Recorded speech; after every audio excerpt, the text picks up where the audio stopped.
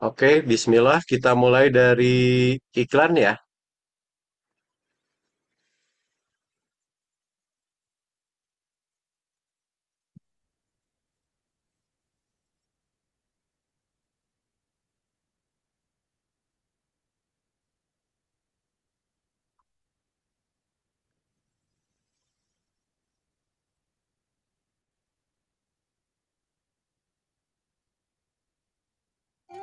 Lotte Choco Pie, makasih Mas. Lembutnya cake rasa vanila, kenyalnya marshmallow, berbalut coklat premium.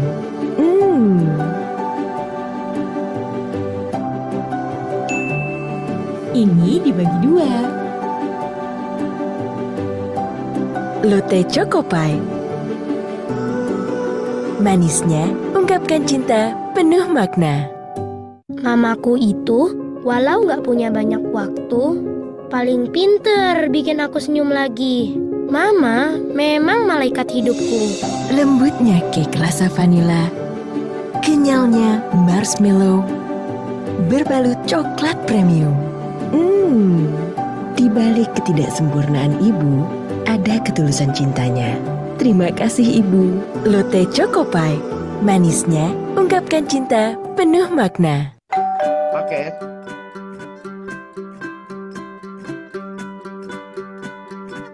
Adek, boleh kesini sebentar nggak bantuin mama? Sebentar ya, Ma. Adek, mau berapa banyak lote Choco Pie-nya? Adek, kesini bentar dong. Mau hiasan princess atau bunga? Terserah Mama aja deh. Mama lagi repot, siapin kreasi lote Choco Pie. Kok adek nggak bantuin? Lagi ngapain sih, Dek? Maaf ya, tadi nggak bisa bantuin Mama. Karena aku bikin ini, Ma. Wah, bagus banget. Lembutnya cake rasa vanila, kenyalnya marshmallow, berbalut coklat premium. Mama juga punya ini.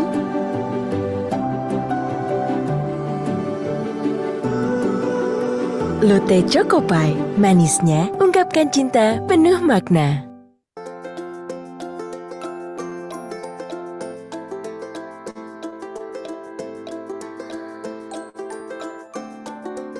Nah, Mama. Wah, siapa Pai? Yeay.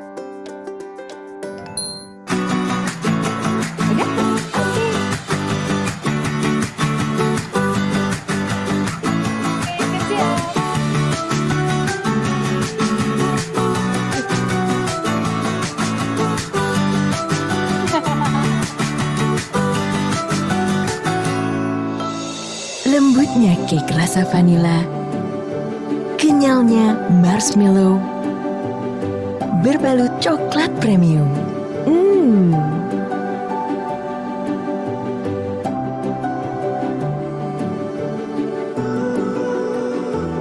Lotte Choco Pie. Manisnya ungkapkan cinta penuh makna.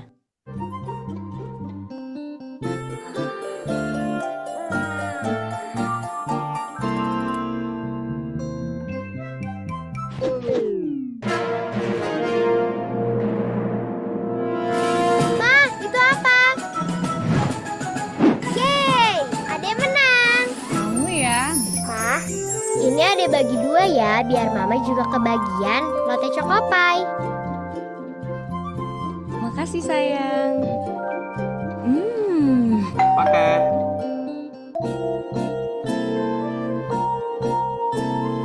Mama udah beli lagi. Yuk kita makan Lotte Choco Pie lagi. Lembutnya cake rasa vanila, kenyalnya marshmallow, berbalut coklat premium. Lotte Choco Pie. Manisnya ungkapkan cinta penuh makna.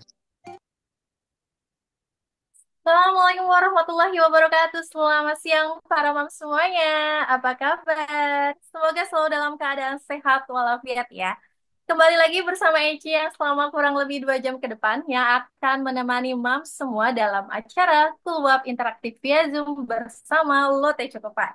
Seperti yang kita ketahui, Lotte Chocopai telah mengadakan Keluap ataupun Zoomina sejak tahun 2022 dengan narasumber yang luar biasa, serta tema juga yang menarik. Seperti pada siang hari ini nih, temanya nggak kalah menarik, yaitu pubertas dini. Bukan tabu, mari bicara terbuka. Aku juga mengingatkan untuk para mom semuanya, dimohon untuk aktif selama Zoominar pada siang hari ini. Dan jangan lupa screenshot kehadirannya serta mengisi link kuesioner yang nantinya akan aku share di dalam grup eksklusif. Karena nantinya akan ada 5 moms yang terpilih sebagai LCP Lovers of the Month. Dan namun sebelum memulai aktivitas, aku juga aktivitas follow up interaktif via Zoom-nya, aku juga mengingatkan nih untuk moms terus upload struk pembelanjaan Lotte Cokopanya di website Dunia Mama dan kumpulkan poinnya serta tukarkan dengan ragam hadiah menarik. Oke, tak perlu berlama-lama lagi, mari kita sambut narasumber bulan ini, Mams Novi Yulianti, merupakan psikolog klinis. Untuk Mam Novi, halo. Halo, selamat siang Mbak Ici. Siang Mam Novi, apa kabarnya? Alhamdulillah baik. Bagaimana kabarnya Mbak Ici pada siang hari Alhamdulillah baik ini? juga Mam Novi. Mam Novi nih boleh dong sepatah dua kata nih karena Mam semua di sini udah nggak sabar mendengar ilmu dari Mam Novi. Tapi untuk itu boleh dengar sepatah dua kata dulu dari Mam Novi. Untuk waktu dan tempat aku persilahkan. Baik.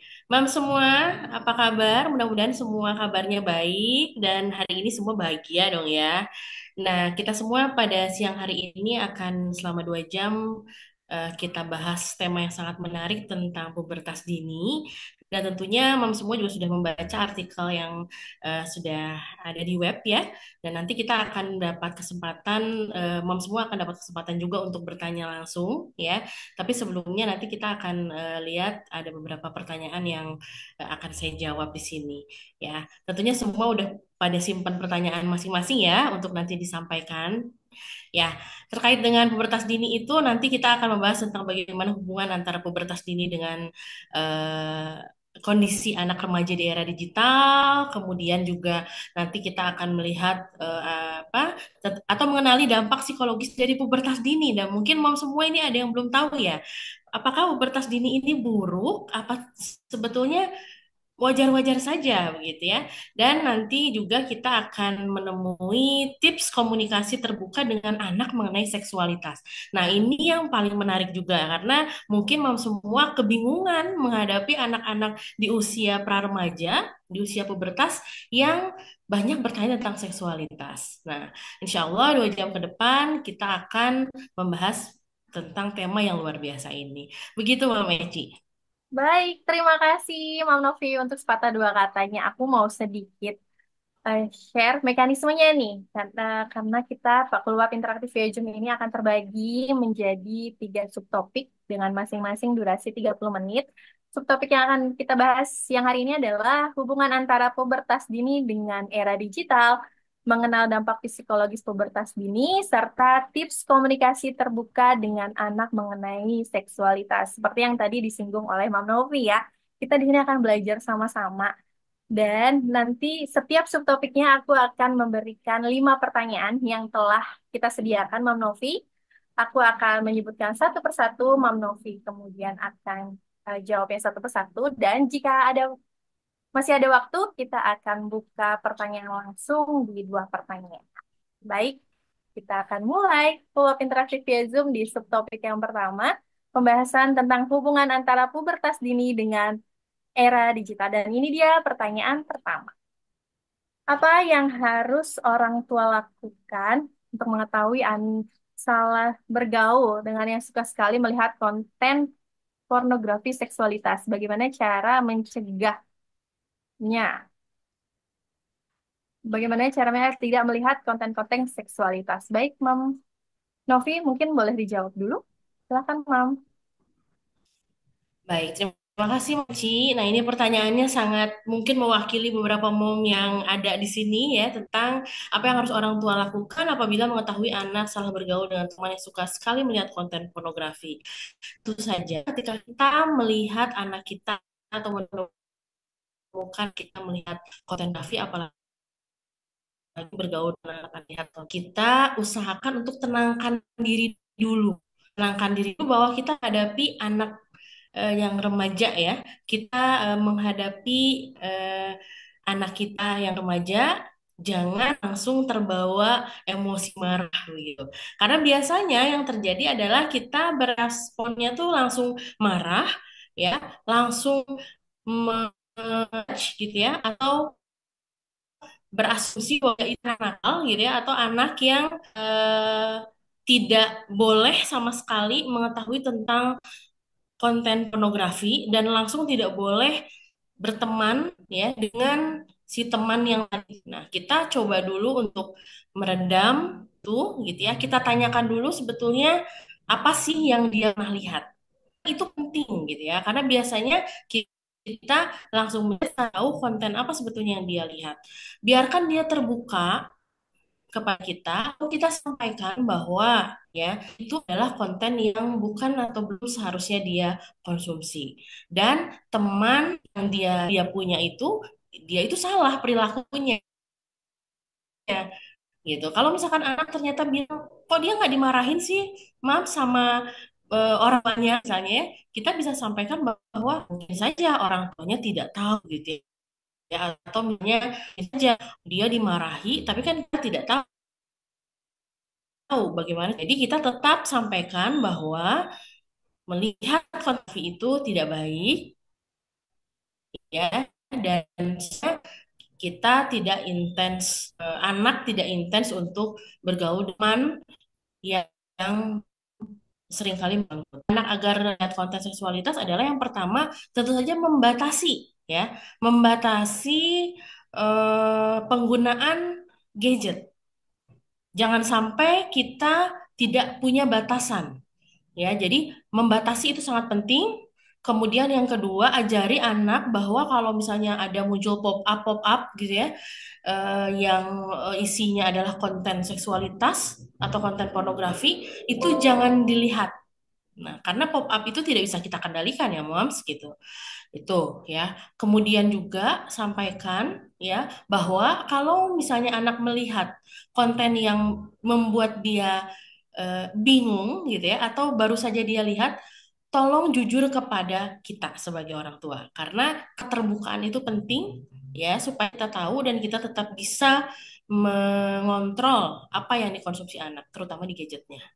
Begitu, Mbak Meci. Oke, terima kasih Mam Novi. Ini emang kita juga harus membatasi ya sebagai orang tua ya. Harus pilih-pilih, selektif juga Ya. nih gitu. Dan baiklah kalau gitu kita lanjut ke pertanyaan kedua ya, Mam Novi. Ini dia. Ya, Apakah pubertas dini merupakan hal yang buruk dan berapa usia yang tepat untuk seorang anak mengalami pubertas? Serta apa yang harus kita lakukan jika anak mengalami pubertas dini? Baik, silakan Mam Novi dijawab kembali.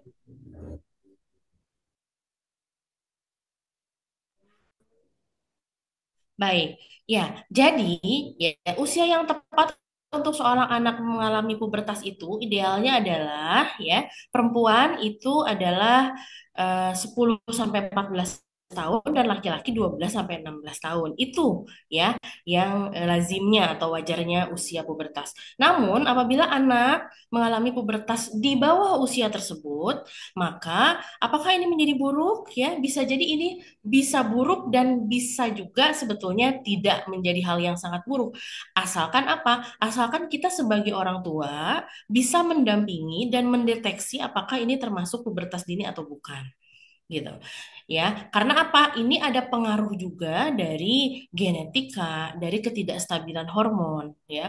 Adapun ini bisa menjadi buruk karena apa, karena terdapat faktor resiko yang buruk ketika anak mengalami pubertas dini gitu ya, misalnya secara fisik bisa jadi bentuk badannya lebih besar dari usianya misalnya, itu ya, itu nanti sangat berpengaruh terhadap kondisi psikologisnya juga. Bisa jadi dia minder misalnya gitu ya, karena kok teman-teman saya belum setinggi ini, belum sebesar ini, atau misalnya kok teman-teman saya belum perkembangan payudaranya misalnya belum terlalu apa namanya intens gitu ya, tapi kok saya sudah, itu kan bisa menimbulkan ketidakpercayaan diri bagi anak gitu ya. Itu faktor-faktor tersebut juga ternyata bisa jauh menimbulkan dampak ya, mungkin saja terjadi bullying misalnya gitu ya. Nah, di situ kita sebagai orang tua harus betul-betul mendampingi anak supaya apabila anak kita mengalami pubertas dini ini menjadi hal yang bisa diatasi dan tidak menjadi buruk gitu ya. Nah, jadi yang kita harus lakukan jika anak mengalami pubertas dini, tetap kita dampingi, tetap kita sampaikan bahwa perubahan-perubahan fisik, psikologis yang terjadi pada dia ini adalah hal yang wajar ya, dan semua orang pun juga akan mengalami hal ini. Adapun kenapa dia berbeda dengan teman-temannya gitu ya, karena ya setiap orang perkembangannya itu unik gitu, kita sampaikan demikian. Kemudian kita juga boleh menyampaikan pengalaman kita dulu saat puber gitu ya, sehingga dia itu bisa merasa aman, nyaman bahwa oh ternyata orang tua sangat paham tentang aku gitu ya, sehingga anak bisa secara aman, sesional, dia menghadapi pubertas, mungkin cenderung pubertas dini. Baik, terima kasih jawabannya Mam Novi. Luar biasa banget. Nah, kita lanjut ke pertanyaan ketiga ya.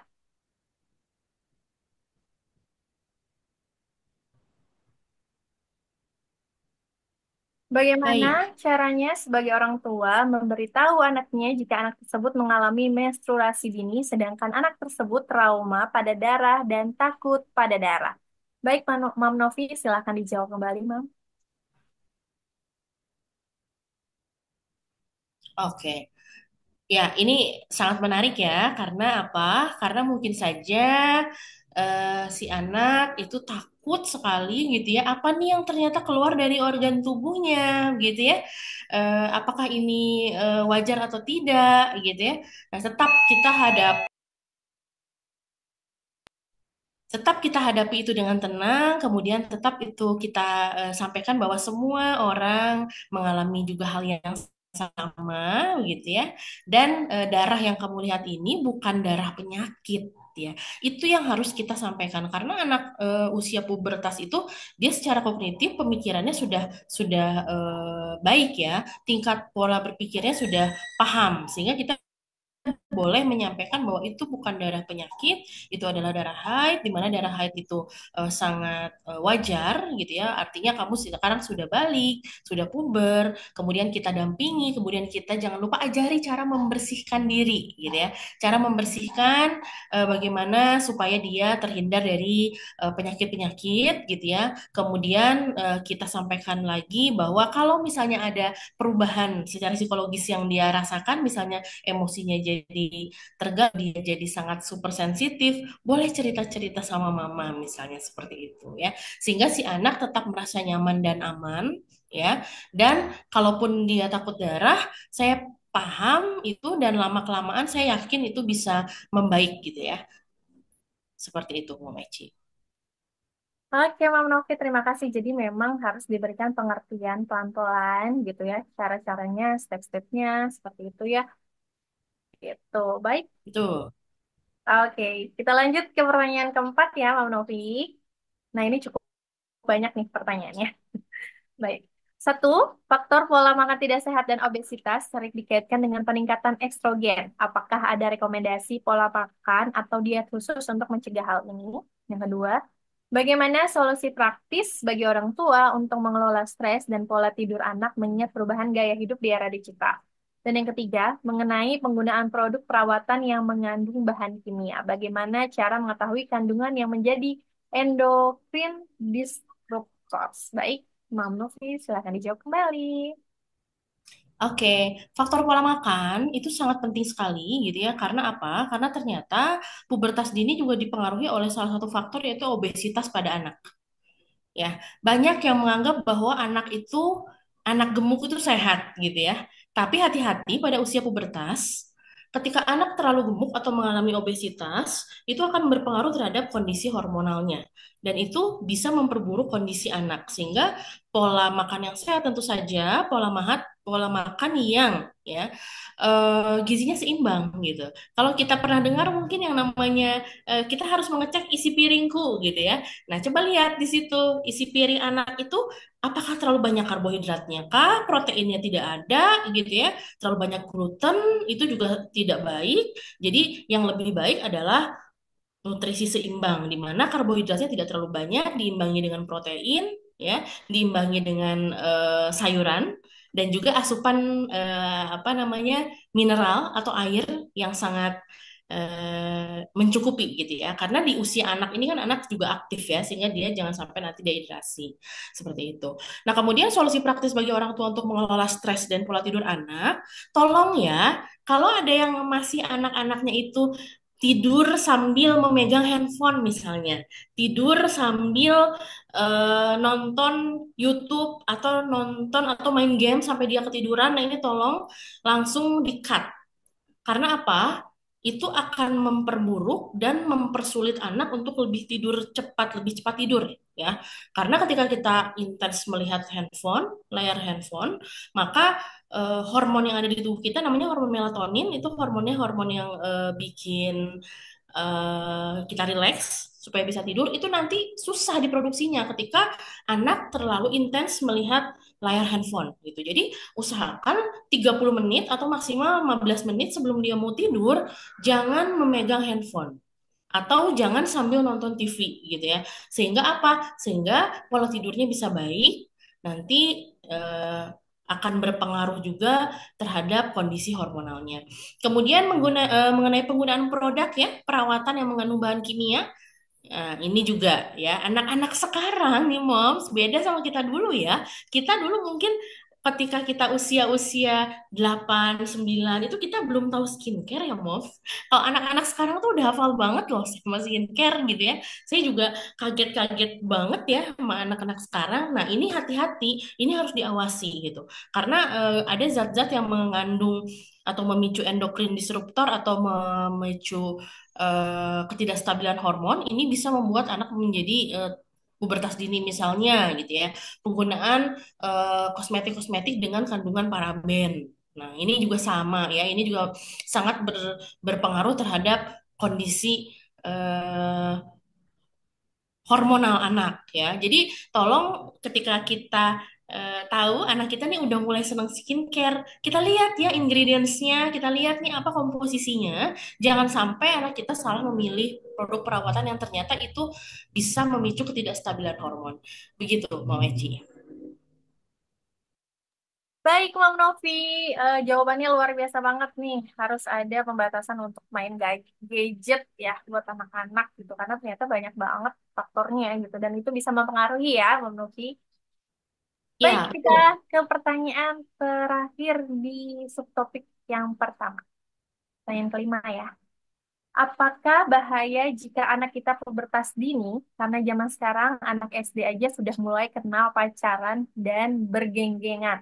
Lalu cara kita menyampaikan larangan kepada anak kita agar terhindar pergaulan yang tidak baik bagaimana, Mam? Baik, Mam Novi silahkan dijawab, Mam. Baik, iya ini tuh fenomena yang bener banget gitu ya. Di saat dulu zaman kita mungkin kita nggak pernah tahu tentang pacaran di usia-usia SD mungkin ya. Tapi anak sekarang itu sudah luar biasa. Karena apa? Karena ya itu tadi terpapar gadget dan informasi-informasi yang terlalu berlebihan gitu ya. Sehingga mereka mencoba menerapkannya pada kehidupan mereka sehari-hari. Nah, ini gimana menyampaikan hal ini, melarang supaya kita tetap bisa menjaga komunikasi dengan anak sehingga anak tetap bisa terbuka pada kita karena itu yang penting. Mendampingi anak remaja itu harus kita lakukan dengan kita harus menjadi teman yang apa nyaman untuk dia gitu ya. Pertama kita boleh sampaikan kepada anak bahwa gitu ya, yang namanya pacaran itu ya sebetulnya tidak banyak keuntungannya gitu ya, melainkan lebih banyak kerugiannya. Kalaupun kamu merasa tertarik dengan seseorang, ya, itu wajar. Sampaikan bahwa dia tertarik dengan lawan jenis, itu wajar, ya. Kita harus bilang seperti itu. Jangan langsung kita cut dengan bilang, nggak boleh kamu suka sama cowok, misalnya gitu ya. Si cewek, anak cewek nih, anak perempuan. Atau misalnya anak laki-laki, kamu nggak boleh suka sama cewek. Jangan serta-merta kita langsung seperti itu, gitu ya. Karena apa? Karena juga anak harus tahu kenapa dia tidak boleh gitu kan. Tapi kok perasaan ini ada sih di dalam diri dia gitu ya. Padahal ini secara hormonal ini adalah hal yang wajar. Ini adalah fitrah yang diberikan gitu oleh Tuhan untuk semua orang gitu. Jadi kita bisa sampaikan bahwa kalau kamu suka dengan lawan jenis, tertarik dengan lawan jenis itu adalah hal yang biasa. itu adalah hal yang wajar. Tapi ya, tolong jangan sampai berlebihan. Apalagi sampai pacaran. Karena pacaran itu keuntungannya tidak ada. Kita sampaikan seperti itu. Ya, boleh kita tertarik, lalu jadikan motivasi. Misalnya kita jadi lebih rajin belajar, misalnya gitu ya. Apa anak kita jadi lebih rajin, anak kita jadi lebih bersemangat misalnya ke sekolah gitu ya. Nah, tetap kita ajak bicara dengan tenang. Itu yang penting kuncinya supaya anak di usia tersebut bisa tetap tenang dan bisa terbuka dengan kita gitu. Karena kalau dari awal kita sudah sangat saklek sekali gitu ya memarahi dia, maka dia nanti akan sulit untuk jujur. Nah, ini nanti yang membuka celah-celah dia nanti mungkin bercerita kepada orang gitu ya. Atau zaman sekarang nih anak-anak nih ngobrol sama chat GPT loh moms ya. Hati-hati nih, jangan sampai anak ngobrol sama chat GPT, ngobrol sama orang, tapi sama orang tuanya sendiri nggak mau ngobrol gitu ya. Nah, seperti itu Mom Eci.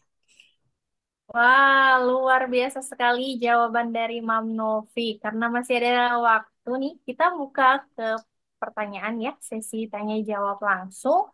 Aku buka roomnya. Dan silakan Mam semua untuk menuliskan nama serta pertanyaannya di kolom chat. Baik.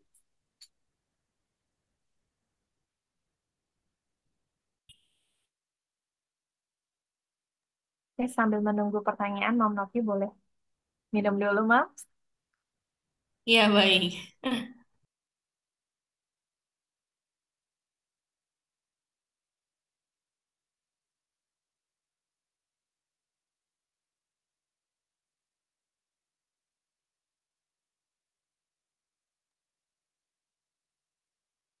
Baik, ini udah ada satu pertanyaan yang terpilih, Mam Novi.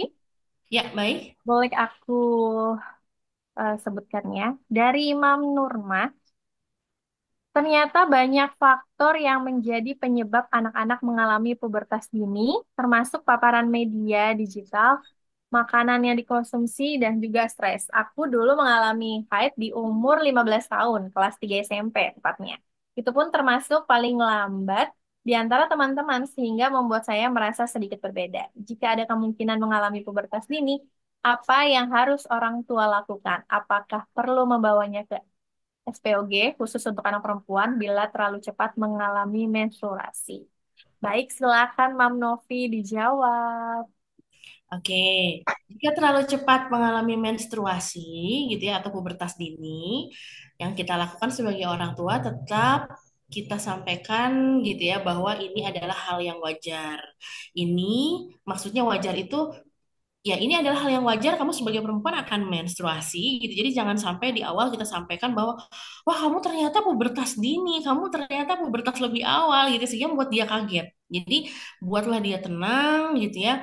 Tapi kalau misalnya selanjutnya ada gejala-gejala lain, misalnya disertai dengan sakit perut yang terlalu hebat, itu kan biasa terjadi misalnya gitu ya di awal, boleh kita bawa ke SPOG. Tapi selama keluhan-keluhan itu tidak ada, menurut saya tidak perlu kita sampai bawa ke SPOG, asalkan memang kita dampingi dan terutama kita ajari ya cara membersihkan, cara kebersihan, menjaga kebersihan-kebersihan eh, untuk tetap membuat dia nyaman selama masa haid gitu ya dan membuat dia tidak merasa insecure, tidak aman gitu karena ada kalanya anak-anak ini merasa bahwa aduh saya lagi menstruasi saya berarti aktivitasnya akan sangat terhambat nih saya gimana nanti sekolah gimana kalau tembus dan sebagainya ya kita berikan kita sampaikan apa namanya dengan tenang gitu ya bahwa dia akan baik-baik saja kalaupun misalnya nanti terjadi apapun antisipasi apa saja yang harus dia lakukan itu begitu Mam. Baik, terima kasih jawabannya Mam Novi. Untuk Mam Nurma, apakah sudah cukup jelas jawabannya Mam Novi? Terima kasih banyak Mam Novi, sudah sangat jelas. Baik, Oke, terima kasih. baik. Terima kasih Mam Nurma. Kita ke pertanyaan selanjutnya, pertanyaan kedua, yaitu dari Mam Risa Pratiwi, sorry. Apakah pubertas dini itu berdampak buruk ke masa depannya, Mam? Misalnya, apakah berpengaruh ketika nanti sudah berumah tangga dalam kehamilan? Baik, Mam Novi, boleh silakan dijawab kembali. Oke, baik. Terima kasih pertanyaannya. Seperti yang tadi saya sampaikan, gitu ya. Ketika misalnya pubertas dini terjadi, misalnya pada perempuan, andaikan misalnya dia menstruasi tapi tidak disertai dengan keluhan-keluhan misalnya sakit yang terlalu hebat gitu ya, atau keluhan-keluhan kondisi emosi yang sangat tidak stabil, menurut saya itu tidak akan berpengaruh banyak ya terhadap masa depannya, apalagi terkait dengan proses kehamilan yang ada eh, kaitannya ya, atau yang bisa berdampak kalau tadi ya pubertas dini disertai dengan kondisi emosi yang sangat misalnya tidak stabil atau gitu ya sakit yang berlebihan ketika haid. Nah, itu harus segera dicek ke SPOG karena khawatirnya nanti berpengaruh pada organ reproduksi yang nantinya juga sangat berpengaruh juga di masa kehamilan. Begitu. Oke, penjelasannya Mam Novi luar biasa. Untuk Mam Risa, apakah sudah cukup jelas jawabannya Mam Novi? Sudah cukup jelas, Mam. Oke, Ya. udah tidak ada lagi yang ditanyakan? Oke, baik. Terima kasih Mam Risa. Oke, Mam Novi, sebelum kita masuk ke subtopik kedua nih, tadi Ya. kan kita bahas tentang hubungan eh, antara pubertas dini dengan era digital. Nah, mungkin dari Mam Novi boleh nih sedikit intisari nih dari pembahasan topik kita yang pertama. Silakan Mam Novi. Oke. Ya. Jadi hubungan anak kita dengan digitalisasi itu tidak bisa dipisahkan gitu ya Moms ya. Jadi kalaupun kita lepas juga itu tidak mungkin, itu suatu keniscayaan yang kita tidak bisa kontrol, tapi kita bisa batasi. Nah, tolong berikan batasan yang jelas kepada anak tentang penggunaan gadget, terutama di era digital ini, karena ini sangat berpengaruh terhadap bagaimana kondisi keseimbangan dan ketidakseimbangan hormonalnya yang berakibat pada pubertas dini. Dan dalam menghadapi pubertas dini anak, kita hadapi dengan kita mempersiapkan diri, regulasi diri supaya kitanya tenang, gitu ya. Itu dulu dalam mendampingi anak, memberikan edukasi yang baik, memberikan cara-cara untuk membersihkan apa terkait dengan kebersihan dirinya sendiri, gitu ya. Supaya anak merasa nyaman dan aman secara emosional dalam menghadapi situasi pubertasnya. Begitu, Mbak Eci. Baik, kalau gitu ini luar biasa banget ya. Baru pembahasan pertama, tapi sudah sangat luar biasa sekali. Kalau gitu kita masuk ke subtopik yang kedua ya, Mam Melvi. Ya. Tentang mengenali dampak psikologis pubertas dini. Dan ini dia pertanyaan pertama. Apakah pubertas dini bisa dicegah dan bagaimana caranya? Lalu sebagai orang tua, apa saja yang wajib kita persiapkan ketika anak sudah mengalami pubertas? Apa saja ciri pubertas dini dan pubertas normal? Baik, silakan Mam Novi dijawab. Oke, pubertas dini ini apakah bisa dicegah atau tidak? Sebetulnya ini berkaitan dengan yang tadi ya, kondisi genetika, kondisi ketidakstabilan hormon. Tentu saja ketika ini sudah terjadi, ya ini tidak bisa dicegah. Tapi gitu ya, untuk mengantisipasi supaya anak kita tidak pubertas dini, ya terapkan pola hidup yang sehat kepada anak-anak kita, gitu ya. Kemudian batasi paparan gadget yang apa sewajarnya gitu ya kepada anak-anak kita supaya apa? Supaya eh, hormonnya tetap stabil, supaya kondisi fisiknya juga tetap sesuai dengan usianya begitu ya. Nah, kemudian yang orang tua harus lakukan atau persiapkan ketika anak sudah mengalami pubertas, dalam arti pubertas yang normal gitu ya. Tentunya kita harus mempersiapkan diri untuk tadi ya, tidak membuat anak merasa panik. Karena yang sering kali terjadi, orang tua ikut panik ketika anak panik gitu ya. Jadi kita harus eh, tenang dulu menghadapi kepanikan anak. Kenapa nih, Moms? Saya kok hari ini menstruasi gitu ya. Mungkin itu di hari pertama menstruasi anak gitu ya. Nah, kita siapkan diri untuk tenang. Oke, itu adalah suatu hal yang wajar. Sampaikan bahwa itu adalah suatu hal yang wajar dan semua orang mengalami, termasuk mungkin kita juga boleh apa namanya berbagi pengalaman ya, membagikan pengalaman. Kemudian juga kita berikan cara-cara bagaimana cara dia untuk menjaga kebersihan. Caranya untuk menjaga supaya dia tetap tenang, bahwa dia tetap bisa beraktivitas dengan baik dan jangan khawatir terhadap dampak-dampak buruk yang belum tentu terjadi gitu. Dan ketika bicara tentang ciri pubertas dini dan pubertas normal tentunya dari usia ya. Kalau usia pubertas dini ini kalau perempuan ini biasanya muncul di usia 9 tahun. Ya, 9 tahun ini sudah menstruasi misalnya gitu ya. Atau kalau laki-laki ini udah misalnya dia udah wet dream gitu ya atau mimpi basah di usia 10 tahun gitu. Nah, jadi di bawah usia yang seharusnya. Ini cirinya. Lalu yang kedua cirinya selain dari usia juga adalah dari ciri fisik. Misalnya kalau ciri fisik perempuan misalnya perkembangan payudaranya gitu ya, kok tidak tidak secara bertahap seperti anak yang mengalami pubertas normal gitu ya. Kemudian itu sangat berpengaruh kepada kondisi fisiknya yang mungkin langsung berbeda dengan anak-anak yang lain gitu ya. Dan kemudian yang anak laki-laki juga sama. Kok dia misalnya suaranya gitu ya udah berbeda nih, padahal usia dia masih 10 tahun. Nah, kita boleh lihat ciri-ciri yang lain gitu ya, seperti ciri fisiknya, tinggi badannya misalnya gitu ya, seperti itu. Nah, jadi itu yang bisa membedakan pubertas dini dan pubertas normal gitu, Mbak Eci. Baik, jawabannya luar biasa banget nih Mam Novi. Tuh ciri-cirinya tadi udah disebutkan ya Mams, jadi mungkin bisa dicatat. Baik, sebelumnya kita lanjut ke pertanyaan kedua ya Mam Novi. Nah, ini cukup banyak pertanyaannya. Satu, apakah anak yang mengalami pubertas dini akan lebih sulit mengontrol emosi dan gampang tersinggung? Kemudian, apa langkah yang harus dilakukan jika anak terlanjur kecanduan konten seksualitas? Dan apakah anak yang sudah kecanduan konten seksualitas perlu pendampingan psikolog? Baik, silakan Mam Novi dijawab kembali.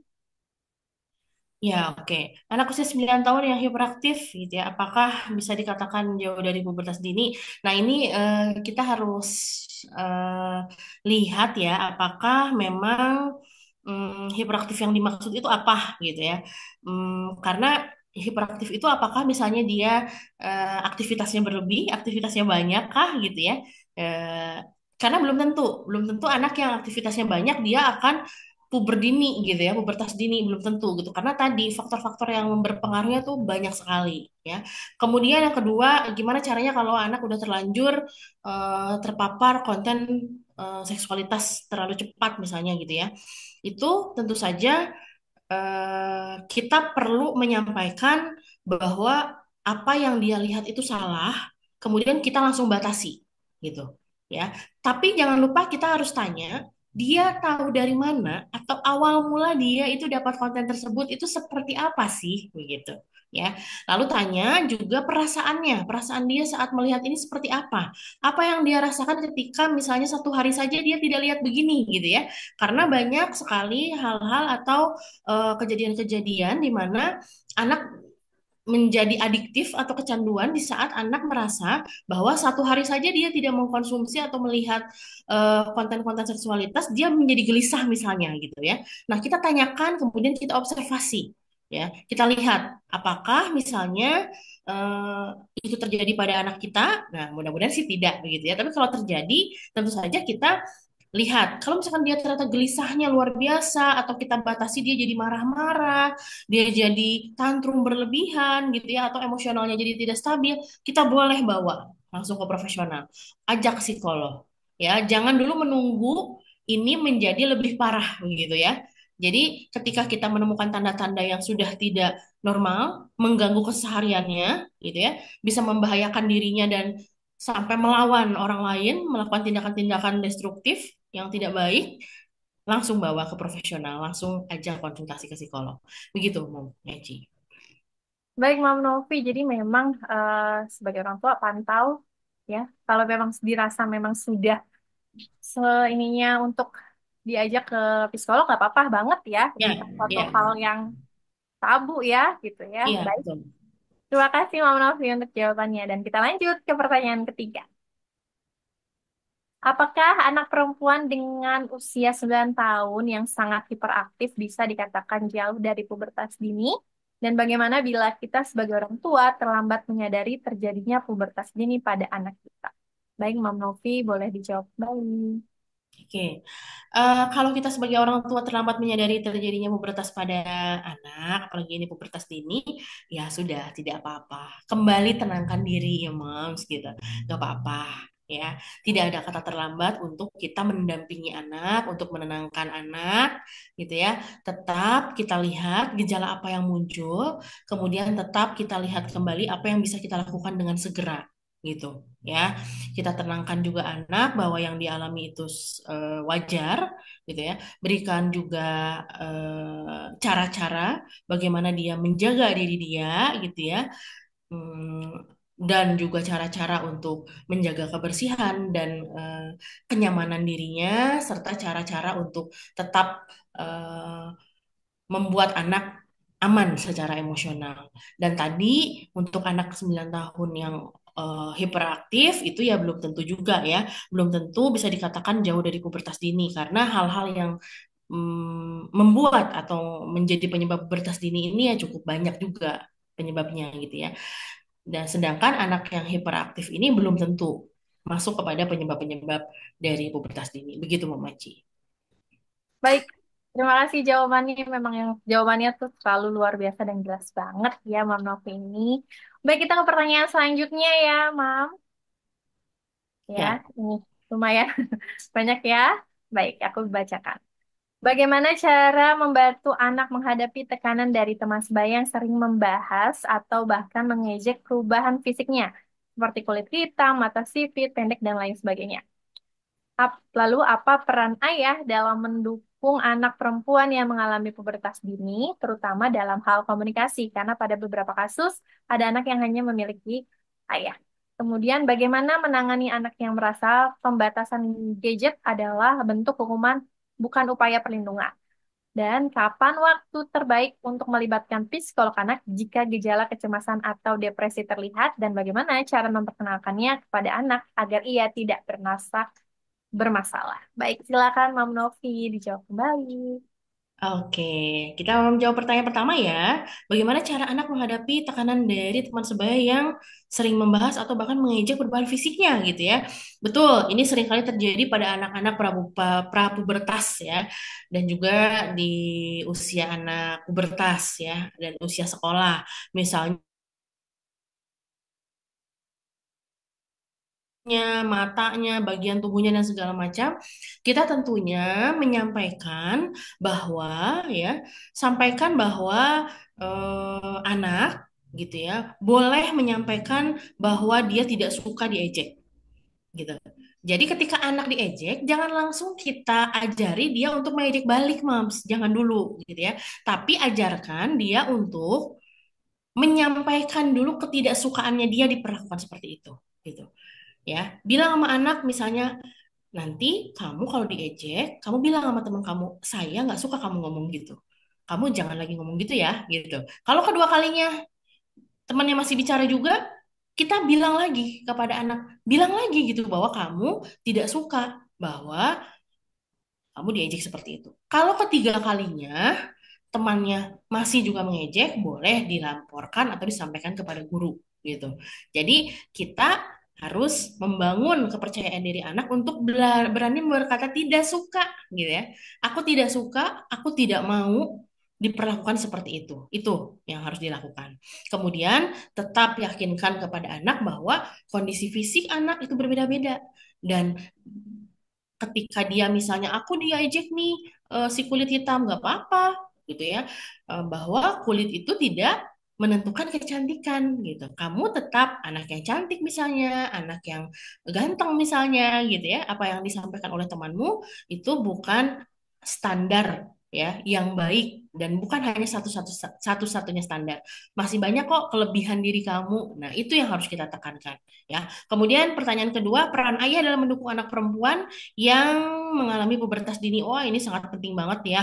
Karena pengasuhan itu dilakukan oleh dua orang yang mau ingat ya gitu. Jangan sampai kita berjuang sendiri nih ya sebagai ibu gitu ya. Kita libatkan ayah gitu. Karena apa? Apalagi anak perempuan ya. Anak perempuan yang dekat dengan ayah itu dia akan secara emosional merasa aman, dia akan merasa nyaman gitu ya, dan kemudian dia akan berani mengungkapkan tadi ya perasaan-perasaannya gitu. Anak laki-laki juga sama, anak laki-laki yang pubertas di usia pubertas, apalagi pubertas dini, yang dekat dengan ayah, dia akan muncul keberaniannya. Karena bagaimana cara pengasuhan orang tua mengajarkan anak untuk berani, disiplin, tanggung jawab itu adalah tugas ayah, nggak bisa ditukar jadi tugas ibu ya. Jadi penting sekali. Komunikasi tentu saja itu juga penting gitu ya. Berikan kesempatan kepada ayah untuk berbicara dengan anak kita gitu ya. Jangan sampai kita apa ya, menjudge mereka, ah udah deh pokoknya anak saya nggak dekat sama ayahnya gitu ya. Nah jangan seperti itu, kita coba latih. Kalaupun memang betul ayahnya tidak dekat dengan anak, kita bisa latih itu kok gitu. Kita beri kesempatan ya, dan setelahnya jangan lupa kita beri apresiasi kepada ayahnya anak-anak gitu, supaya apa, supaya si ayah ini bisa mengulangi perilakunya gitu ya, bisa mempertahankan perilaku baiknya ini, berkomunikasi baik dengan anak, sehingga anak juga menjadi happy. Kemudian yang ketiga, bagaimana menangani anak yang merasa dibatasi. Wah, saya nggak boleh kena pakai gadget ini karena orang tua saya misalnya terlalu overprotective tuh, teman-teman saya enggak misalnya gitu ya. Kita kasih pemahaman bahwa pembatasan ini sebenarnya untuk kamu juga kok gitu. Kita berikan informasi kepada anak bahwa kalau tidak dibatasi, nanti ya konsentrasi kamu itu akan menurun misalnya. Kamu jadi sulit untuk fokus kalau belajar. Kerasa kan kamu dulu sebelum pegang handphone kamu bisa ini loh gitu. Jadi tolong bandingkan diri dia sebelum dia pegang gadget dengan sesudah dia pegang gadget. Jangan membandingkan diri dia dengan orang lain, karena kita kadang-kadang suka nggak sadar membandingkan dia dengan kakaknya, dengan saudaranya. Tuh lihat kakak kamu, tuh lihat saudara kamu, dia nggak pegang gadget, dia pinter dan sebagainya. Itu tidak akan membuat anak lepas dari gadget. Jadi bandingkanlah dia dari ya atau dengan dirinya yang belum pegang gadget. Sebelum kamu pegang gadget, kamu fokusnya bagus, kamu bisa ini, bisa itu gitu ya, seperti itu. Lalu yang terakhir adalah kapan waktu yang terbaik untuk melibatkan psikolog anak, yang tadi kalau anak sudah memunculkan gejala-gejala yang maladaptif ya, atau yang sulit untuk apa diterima misalnya gitu ya, dia jadi gelisah, tidak bisa tidur, pola makannya terganggu, dia jadi emosinya tidak stabil gitu, atau mungkin dia menyakiti diri misalnya gitu ya. Nah itu kita libatkan psikolog anak, begitu Mbak Meci. Wah, jawabannya mantul sekali ya. Dan ini benar banget. Jadi tadi jangan membandingkan hal yang negatif ya, tapi Ya, bandingkan dulu yang hal positifnya ya, supaya betul. dia juga merasa, oh iya, ini supaya perlindungan diri ya buat dia, bukan sebagai sebuah bentuk hukuman. Seperti itu ya, Ya, Mas Novi. Baik, ini dia pertanyaan terakhir di artikel yang kedua. Apa yang orang tua katakan itu hal yang wajar untuk menjaga anak perempuannya atau tidak? Dan seharusnya seperti apa penyampaian yang bijak yang mudah dipahami anak agar mereka tidak tertekan dengan omongan orang tuanya? Apa yang perlu kita waspadai saat anak mengalami pubertas dini secara akses digital bebas diakses? Batasan apa yang perlu dijaga saat di sekolah? Baik, silakan Mam Novi dijawab kembali. oke, ya, perihal penyampaian informasi ataupun misalnya penyampaian hal-hal nasihat misalnya yang kita mau lakukan gitu kepada anak, apalagi di usia puber ini, tentunya harus dilakukan dengan hati-hati gitu ya. Kita nggak bisa lagi menganggap dia sebagai anak kecil yang kita bohong-bohongi, nggak bisa, karena dia proses berpikirnya sudah mantap, sudah matang gitu ya. Tapi juga kita tidak bisa terlalu juga keras kepada anak remaja, karena kalau dikerasin banget nih anak remaja ini, dia nanti nggak terbuka lagi sama kita. Jadi yang paling penting pertama adalah coba lebih sering tanya perasaannya. Gitu. Dia pulang sekolah jangan dulu tanya tadi PR-nya, eh, besok PR-nya dikasih apa, tadi nilainya berapa, ya. Jangan dulu begitu, tapi kita tanya, kamu tadi happy nggak di sekolah? Ya, teman-teman kamu siapa? Tadi sama teman-teman kamu ngapain aja gitu? Kamu happy nggak sama guru kamu tadi gitu? Jadi lebih kita tanyakan perasaan-perasaannya supaya dia merasa dimengerti gitu. Sama seperti kita ya, kita pun juga kalau ditanya orang, kamu happy nggak? Kita happy juga kan ditanya seperti itu gitu ya. Nah, seperti itu ya. Kemudian posisikan kita tuh sebagai teman, teman buat dia. Kita cari tahu apa sih yang anak sukai gitu. Sehingga anak bisa terbuka dengan kita dalam banyak hal. Kemudian bagaimana atau hal apa yang perlu diwaspadai saat anak mengalami pubertas dini secara akses digital bebas diakses, yaitu tadi ya, tolong untuk akses digital jangan terlalu bebas. Jangan merasa bahwa wah, handphone ini nolong saya, soalnya saya tuh repot banget gitu ya. Saya tuh pokoknya kalau misalnya anak nggak megang handphone, dia tuh pasti rewel, saya nggak bisa ngerjain apa-apa. Saya paham, Mams, gitu. Tapi gitu, ketika kita tidak bisa membatasi itu, dan kita fokus pada supaya anak tuh anteng gitu ya, nah itu nantinya yang akan menjebak kita untuk dia tuh terlalu bebas mengakses digital. Jadi tetap berlakukan batasan ya. Kemudian kita juga sampaikan gitu kalau misalkan di sekolah memang kamu nggak pegang gadget, tapi di sekolah mungkin ada teman-temanmu yang ngomongnya ngomong kasar lah atau ngomongnya ngomong apa konten-konten yang berbau seksualitas itu banyak sekali gitu ya. Tolong cerita ya sama mama atau sama ayah atau sama papamu gitu. Jadi hal-hal apa yang dia temukan di luar, kan kita nggak bisa nih 24 jam mengawasi dia gitu ya. Tolong jujur sampaikan pada kita. Sehingga apa? Anak akan tetap terbuka, kita akan selalu tetap tahu apa sih yang dia temukan selagi tidak bersama kita, sehingga tetap kita bisa mengontrol apa yang terjadi pada dia. Seperti itu. Baik, Mam Novi, jawabannya luar biasa banget. Jadi memang kita sebagai orang tua harus nih ngajak anak ngobrol gitu ya. Karena Ya, kan betul. nggak 24 jam kita ngontrol anak di luar gitu ya. Jadi kalau bukan nanya ke anak, nanya ke siapa lagi gitu untuk tahu informasinya Ya. seperti itu ya. Baik nih, karena masih ada waktu, aku buka lagi untuk pertanyaan langsung. Jadi Mam semua langsung aja deh. Tulis nama dan pertanyaannya di kolom chat, nanti akan terpilih dua pertanyaan. Silakan Mam semua.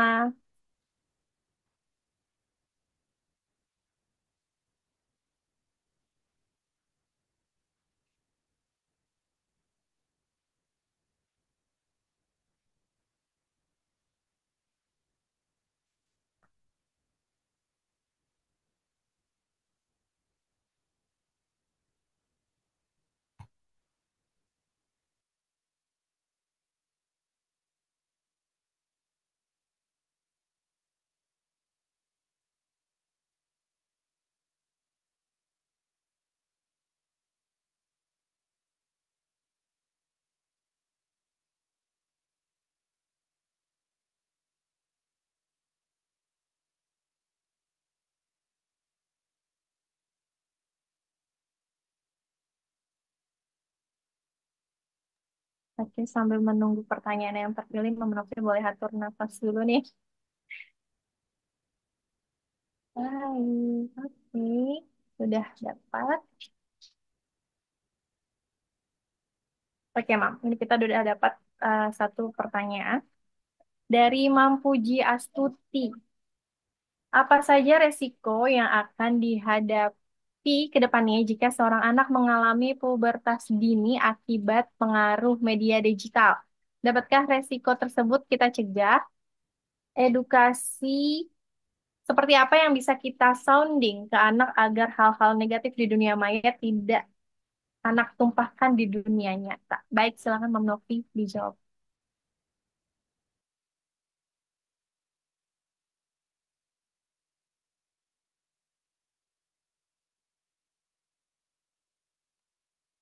Mam Novi, suaranya sepertinya eh, Oh iya, saya lupa.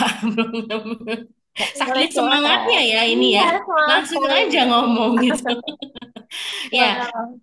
oke, ya jadi dampak dari pubertas dini ini gitu ya atau resikonya ini secara psikis gitu. Kalau misalnya memang anak ini menjadi perkembangan psikologisnya terganggu, ini bisa apa menyebabkan stres secara emosional gitu karena perubahan hormon yang cepat ini dapat menyebabkan fluktuasi emosi sehingga dia bisa bisa jadi sangat sensitif gitu ya. Kalau anak-anak sekarang bilang sangat baperan gitu ya. Nah, itu. Kemudian kebingungan identitas. Karena apa?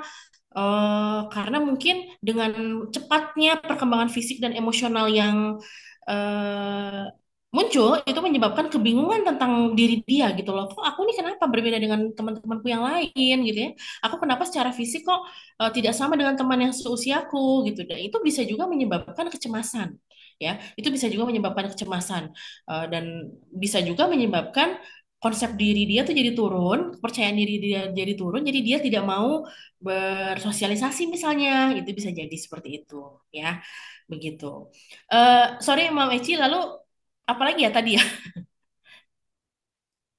Edukasi Oh seperti ya, edukasinya. apa yang bisa kita sounding ke anak agar hal-hal negatif di dunia maya tidak akan tertumpahkan di dunia nyata. Oke, oke. Nah, jadi kita harus ajari anak untuk memfilter nih. Kalau misalnya di dunianya maya itu kan kita sering melihat atau mendengar adanya cyberbullying ya, bullying di dunia nyata.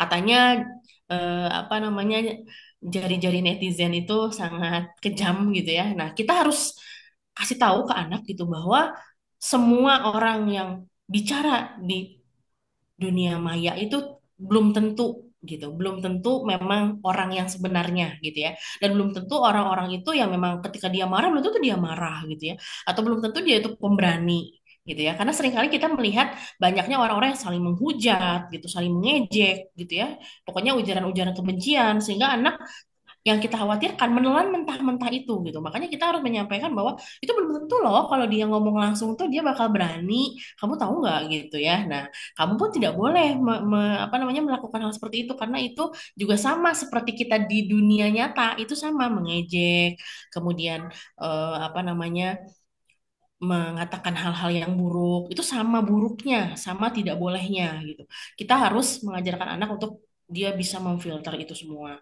dan upayakan yang tadi ya, apapun yang dia temukan di dunia maya, kalau dia ada yang tidak paham, tolong ya tanyakan kepada orang tuanya gitu. Sehingga dia nanti tidak mendapat informasi dari yang lain lagi yang belum tentu kebenarannya. Itu yang kita khawatirkan.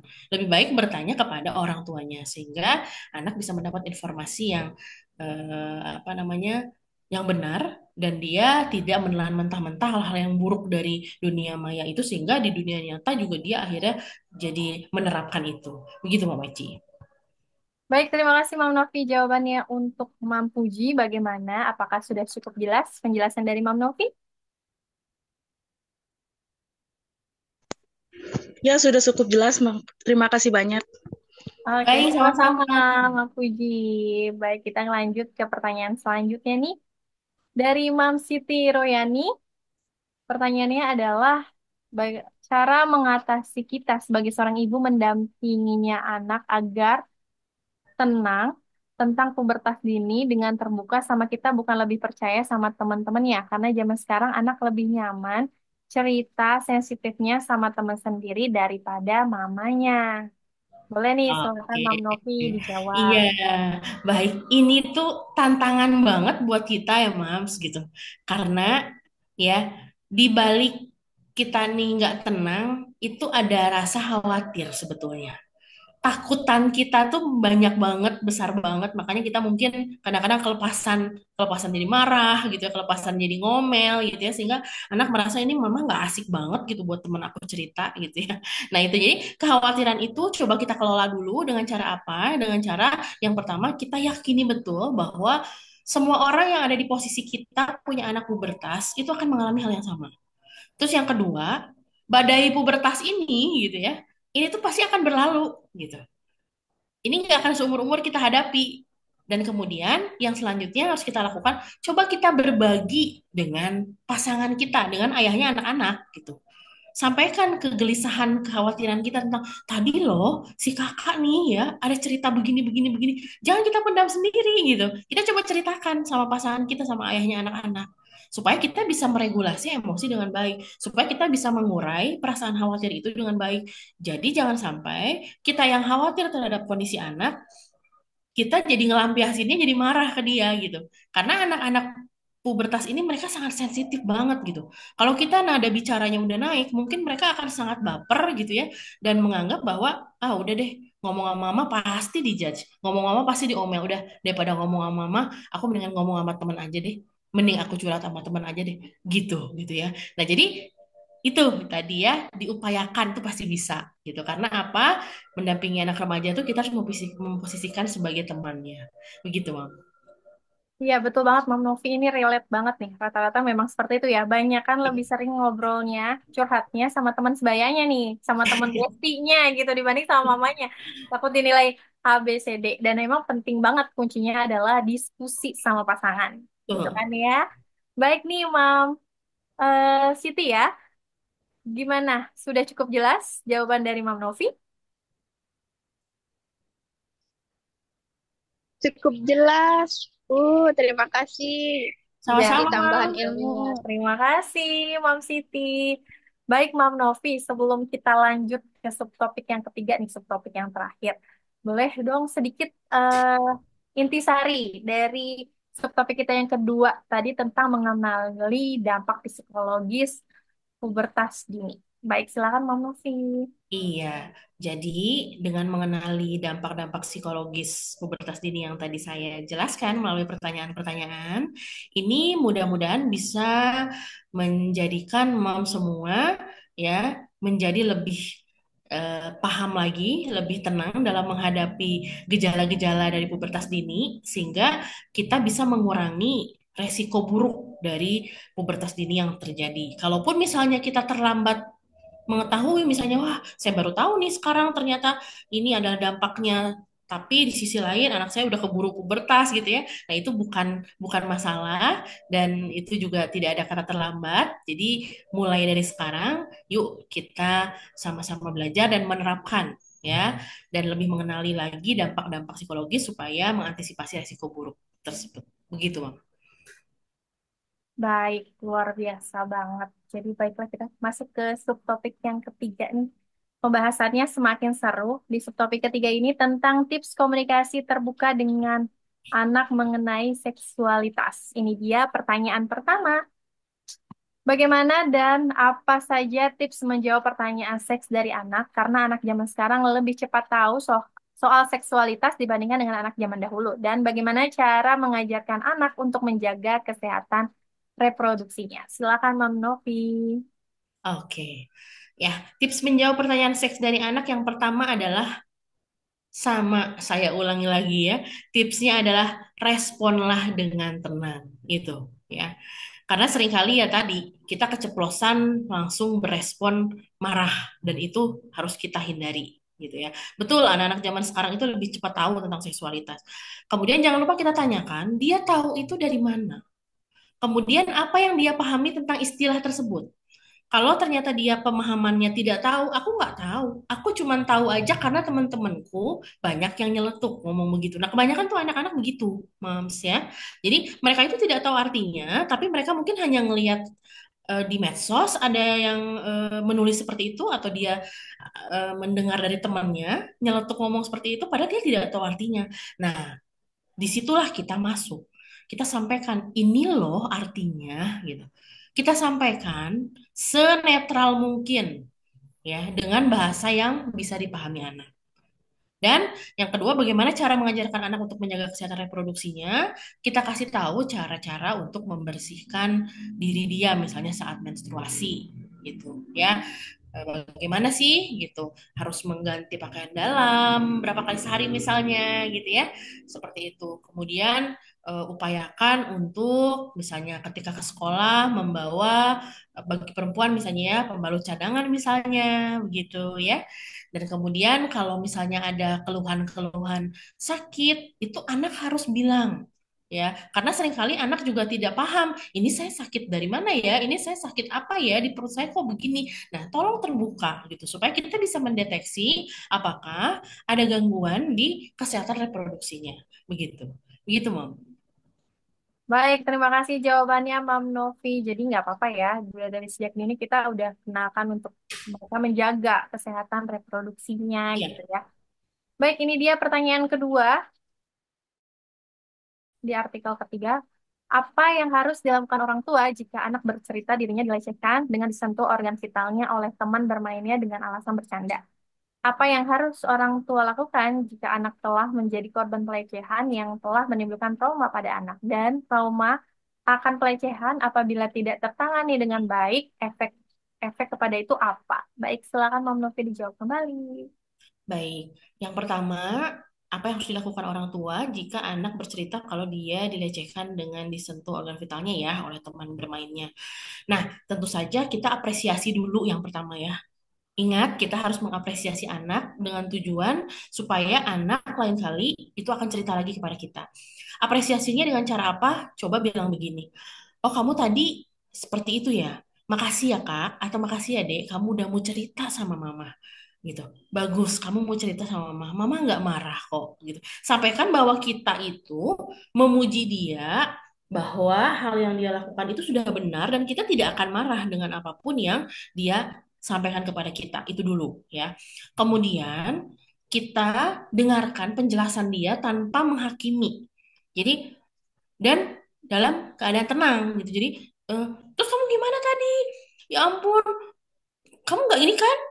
kamu nggak itu kan? Nah, jangan sampai begitu gitu ya, karena itu membuat anak panik dan nanti khawatir dia tidak mau bercerita lebih lanjut gitu ya. Kita tanyakan, jadi tadi gimana ceritanya? Coba ceritain dari pertama sampai terakhir misalnya. Gimana ceritanya? Kita dengarkan dia, dengarkan cerita anak dengan seksama ya. Kemudian setelah itu kita boleh bilang bahwa yang dia alami itu seharusnya tidak terjadi, tapi itu bukan kesalahan dia. Jadi jangan sampai dia menyalahkan diri sendiri karena banyak nih, Mam, di mana anak-anak yang mengalami kejadian seperti ini dia menyalahkan dirinya sendiri tanpa tahu kenapa sebabnya gitu ya. Seperti itu. Kemudian kita sampaikan bahwa lain kali kalau ada teman ya yang sampai menyentuh bagian vital yang tidak boleh disentuh, langsung kita ajarkan anak buat berkata tidak suka. Jangan lagi kamu begini kepada saya gitu ya. Ajarkan anak untuk asertif, menyampaikan apa yang dipikirkan dan dirasakan begitu. Kalau misalkan ini berulang dan terjadinya misalnya di sekolah gitu ya, jangan ragu untuk melapor ke guru. Seperti itu ya. Nomor dua, apa yang harus orang tua lakukan jika anak telah menjadi korban pelecehan yang telah menimbulkan trauma? Tentu saja ya, ini harus dibawa segera ke profesional, bawa ke psikolog anak ya. Karena penanganan pelecehan itu tidak bisa dilakukan seorang diri. Jangan khawatir kalau ini kan aib. Saya takut kalau orang lain tahu. Iya, saya paham. Tapi kalau ini tidak ditangani oleh yang ahlinya, maka ini akan berdampak. Gitu. Ya, berkaitan dengan pertanyaan nomor tiga.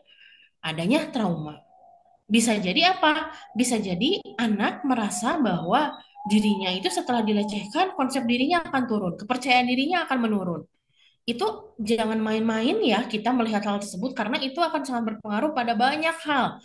Bisa berpengaruh pada fokus dan konsentrasinya dalam belajar di sekolah misalnya gitu ya. Atau misalnya dia akan menyalahkan diri sendiri. Itu juga banyak yang seperti itu kalau misalkan tidak tertangani gitu. Dan menimbulkan trauma yang sangat berkepanjangan di masa dewasanya. Maka segeralah minta bantuan profesional jika hal ini sampai terjadi. Begitu, Mom. Oke, Mam Novi, jawabannya luar biasa banget dan memang harus ya kalau udah sebagai udah dilecehkan gitu ya sebagai korban harus berani untuk speak up ya Mam Novi ya. Betul, betul. Oke, biar dapat juga tahu penanganan yang tepat seperti apa. Baik, kita lanjut ke pertanyaan selanjutnya. Apakah usia 3 tahun sudah bisa dijelaskan nih tentang bagian-bagian tubuh yang boleh dan tidak boleh disentuh? Mengingat terkadang anak-anak usia seperti itu ada dalam fase penasaran dan terkadang diam-diam memainkan alat kelaminnya. Apakah itu wajar? Jika wajar, bagaimana cara kita menyikapinya? Silakan, Mam Novi. Oke, ya pada usia 3 tahun tentu saja ini adalah usia yang baik, yang tepat untuk kita mulai ajarkan seksualitas secara dini. Ya, jadi seksualitas di usia dini itu bukan kita mengajarkan tentang apa itu seksualitas, tapi diawali dengan mengajarkan atau menerangkan bagian-bagian tubuh mana saja yang boleh dan tidak boleh disentuh oleh orang lain. Dan kenapa? Ya, jangan lupa sesudah kita menyampaikan bahwa bagian tubuh ini tidak boleh disentuh, kita harus menyampaikan juga bahwa apa sih alasannya gitu ya. Kenapa tidak boleh disentuh itu dan bagian-bagian mana saja. Dan yang paling penting adalah tolong ya, ajarkan anak untuk menamai bagian alat vitalnya itu dengan nama yang tepat. Misalnya pada perempuan vagina, pada laki-laki penis. Tolong itu. Jangan sampai kita rubah-rubah gitu loh. Sehingga anak bingung ya. Dan akhirnya kita jadi bingung sendiri nanti kalau dia udah mulai usianya sudah besar, kita jadi canggung lagi untuk memperkenalkan lebih dalam. Mendingan dari awal kita sampaikan gitu. Supaya dia juga terhindar dari tadi ya kemungkinan-kemungkinan misalnya di luar dia dilecehkan dan sebagainya. Karena dia sudah tahu semuanya itu dengan jelas gitu ya. Kemudian anak-anak usia 3 tahun ini kenapa sih dia ada fase penasaran dan terkadang diam-diam memainkan alat kelaminnya? Oke, secara psikologis anak 3 tahun ini berada pada fase falik. Ada yang namanya fase falik. Fase falik ini adalah fase di mana anak memiliki rasa ingin tahu yang besar terhadap bagian tubuhnya, khususnya alat vital. Makanya, kenapa dia memegang itu diam-diam? Karena dia itu tidak tahu, kok ini saya bisa pipis dari sini gitu. Kok ini ternyata kalau saya nggak pakai pampers, saya ngompol ini keluar dari sini air pipisnya. Dia tuh pengen tahu, moms gitu. Itu memang fasenya. Secara teori psikologi itu namanya fase panik. Nah, kita sama hadapi dengan tenang. Jangan langsung kita marahi tanpa alasan, kita ancam apalagi gitu ya. Awas, pokoknya kalau kamu gitu lagi, mama gak kasih kamu mainan misalnya. Anak akan bingung gitu. Karena saya ingin tahu sebetulnya loh gitu ya. Nah, lebih baik kita sampaikan gitu bahwa kalau dia tidak boleh memainkan alat kelaminnya gitu ya. Karena alat kelaminnya ini kalau misalkan dimainkan, nanti dia akan sakit atau dia akan misalnya nanti banyak kuman ini gitu ya, nanti kamu sakit, nanti apa namanya, banyak hal-hal pokoknya yang apa namanya merugikan dia gitu ya. Jadi berikan juga pemahaman sesuai usianya gitu ya, begitu Mbak Meci. Baik, jadi emang pemahamannya pemahaman sederhana dulu ya, gitu. Betul, betul. Belum bisa diberikan yang panjang-panjang. Baik, kita lanjut ke pertanyaan selanjutnya, Mama Novi. Ya. Di usia mulai dari 6 tahun sudah bisa diajarkan untuk pengenalan batas-batas tubuhnya yang tidak boleh disentuh orang lain. Biasanya anak usia 6 tahun ini bertanya-tanya kenapa tidak boleh ini itu. Bagaimana ya cara menjelaskan yang mudah dipahami anak 6 tahun yang pada umumnya mereka masih duduk di bangku TK. Baik, silakan nih Mam Novi dijawab kembali. Oke. Ya, ini di usia 6 tahun. Mungkin tadi kita bahas usia 3 tahun, sekarang 6 tahun. Nah, karena tadi di usia 3 tahun kita sudah mulai memperkenalkan nama alat kelamin dengan nama yang sebenarnya, maka di usia 6 tahun kita akan lebih mudah nanti untuk menyampaikan informasi edukasi kepada anak tentang bagian-bagian tubuh yang boleh atau tidak boleh disentuh gitu ya.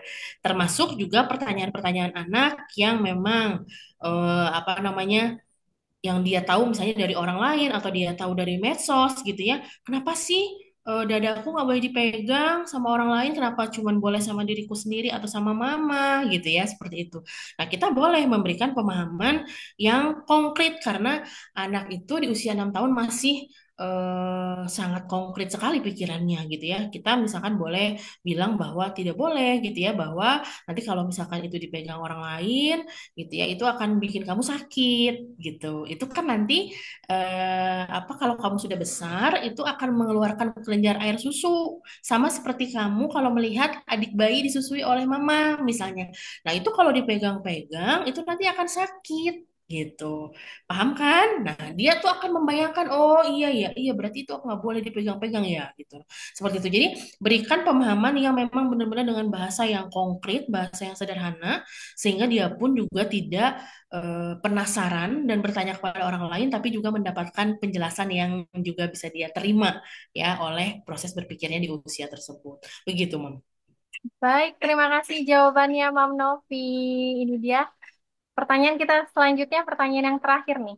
Oke. Di artikel ketiga. Oke. Pada usia berapa sepantasnya anak tidak tidur bersama dengan kedua orang tuanya lagi? Dan apakah penting memisahkan kamar tidur anak dengan kamar tidur orang tuanya, sedangkan ada anak yang tidak bisa tidur sendirian? Nah, itu bagaimana solusinya agar anak mau tidur sendiri di kamarnya? Lalu bagaimana ketika orang orang tuanya sedang berhubungan intim, tidak sengaja terpergok oleh anak? Bagaimana memberikan pemahamannya? Baik, silakan Mam Novi dijawab. Oke, ini pertanyaan terakhir sekaligus pertanyaan yang kayaknya banyak terwakilkan ya Ya, orang-orang betul. menanya nih gitu ya. Oke, usia berapa sepantasnya anak tidak tidur bersama dengan orang tua? Nah, ya, usia anak tidak tidur bersama orang tua itu sebetulnya minimal ya, minimal usia 4 tahun, 5 tahun itu sudah bisa kita ajarkan untuk dia tidur sendiri gitu ya. Karena penting sekali memisahkan kamar tidur anak dengan kamar tidur orang tuanya gitu ya. Hal simpel, anak 4 atau 5 tahun itu sudah bisa pura-pura tidur. Benar nggak, Mams? Iya, ya. Dan yang suka tidak disadari oleh orang tua adalah gitu ya. Oke, ini saya masuk ke pembahasan yang lebih detail mungkin ya. Misalnya ketika orang tua berhubungan badan di dalam satu kamar. Oh, anak udah tidur. Tapi anak 4 sampai 5 tahun itu udah bisa pura-pura tidur, Mams. Bayangkan, di situ anak bisa pura-pura tidur sementara dia mungkin mendengar atau melihat gitu ya, orang tuanya melakukan hubungan intim. Nah, itu bahaya. Atau ya, di usia 4 sampai 5 tahun dia sudah lebih peka terhadap tubuhnya sendiri dan tubuh orang lain. Namanya kita tidur, itu kadang-kadang kita kan nggak sadar ya gitu.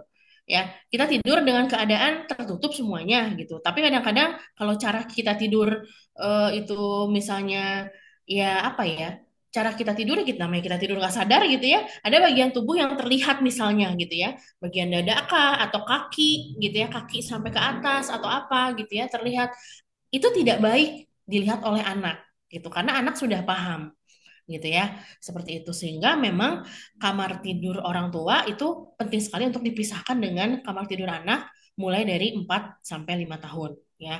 Tapi kan anak ada yang susah, oke itu perlu proses. Mungkin awalnya ditemani dulu. Mungkin awalnya anak hanya bisa tidur 3-4 jam sendiri, nanti tengah malam dia tidur ngetok-ngetok kamar kita, akan ada proses seperti itu. Tapi nanti lama-lama misalnya makin panjang ya, dia 5 jam, 6 jam bisa tidur sendiri, nanti masuk apa waktu subuh, dia pindah ke kamar kita karena sadar, oh aku bukan tidur di kamar ibu bapakku misalnya ya. Nah itu, mulai dari 3 4 5 jam dia bisa tidur sendiri, lama-lama dia bisa tidur sendiri. Mungkin dia minta dikelonin aja sebelum tidur. Nanti lama-lama dia tidak mau dikelonin lagi, apalagi di usia prapuber gitu ya, dia udah nggak mau lagi tidur sama orang tua. Nah, jadi perlu proses gitu. Dan kita beri motivasi untuk dia. Boleh loh kita beri motivasi, kita beri reward, hadiah misalnya gitu ya. Kamu kalau hebat, misalnya apa namanya tidur sendiri, nanti di kamarmu kalau yang perempuan gitu ya, mama beliin boneka misalnya. Nanti kamu bisa tidur sama boneka ini gitu. Atau yang laki-laki apa gitu ya. Nah, itu boleh gitu. Supaya apa? Supaya dia merasa oh, aku punya kepemilikan terhadap kamarku sendiri dengan barang-barang yang aku mau. Nah, itu penting juga ya. Nah, bisa caranya seperti itu. Nah, kemudian pertanyaan terakhir, gimana ketika orang tua sedang berhubungan intim tidak sengaja terpergok oleh anak? Oke, ya, ini mau tidak mau pasti panik ya gitu. Saya tidak akan bilang bahwa jangan panik ya, karena pasti panik gitu ya. Nah, yang jelas ketika itu terjadi gitu ya, kita segera ya me, apa namanya memeluk anak boleh gitu ya. Kemudian kita menidurkan anak lagi boleh gitu ya. Nah, nanti misalnya itu terjadi misalnya pagi hari gitu ya. Nah, nanti siangnya kita boleh ajak dia bicara.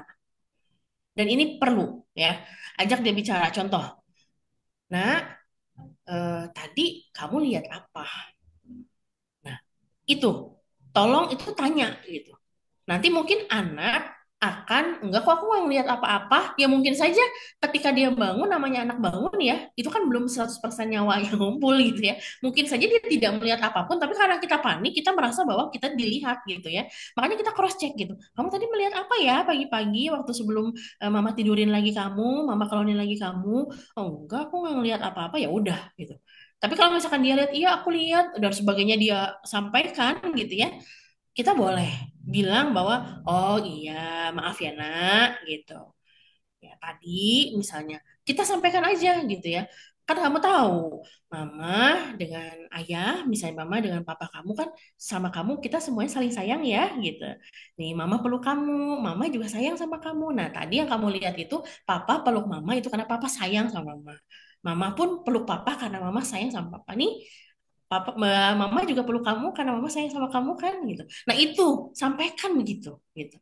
Jadi kita jangan sampai oh kamu lihat apa? Udah pokoknya kamu diem ya gitu. Udah itu bukan apa-apa gitu. Nanti dia malah bertanya-tanya di dalam pikirannya gitu. Loh kenapa aku nggak boleh tahu itu apaan, itu ngapain gitu. Nah jadi sampaikanlah hal-hal yang sesuai dengan usianya dengan kalimat-kalimat yang konkret sehingga dia juga aman dan nyaman. Kembali lagi ya, untuk memberikan pemahaman seksualitas itu kita harus memegang prinsip bahwa anak itu harus nyaman dan aman secara emosional ketika bicara tentang seksualitas dengan orang tuanya. Begitu, Mam.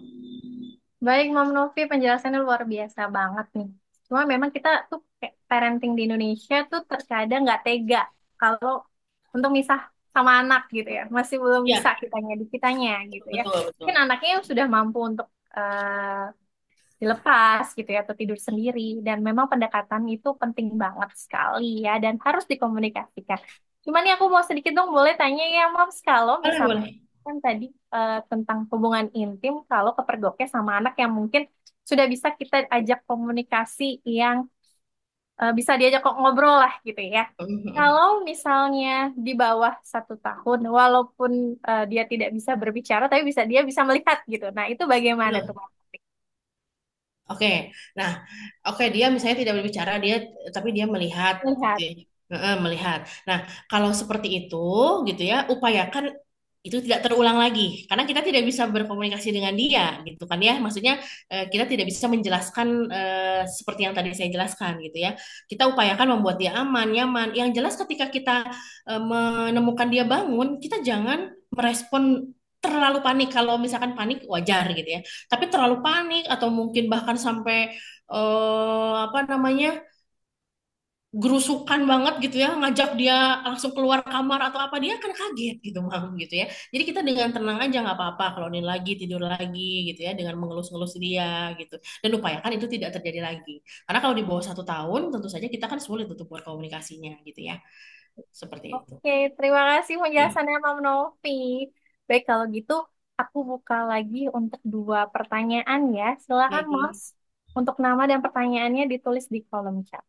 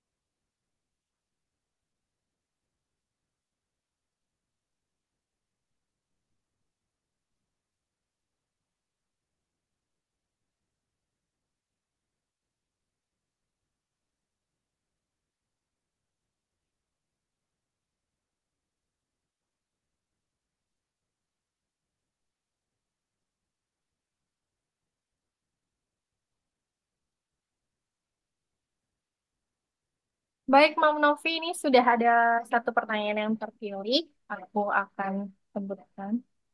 Dari Mamnia Fahmianisa. Bagaimana cara komunikasi yang baik untuk orang tua kepada anak tentang seksualitas agar anak mudah memahami? Silakan, Mam Novi. Oke.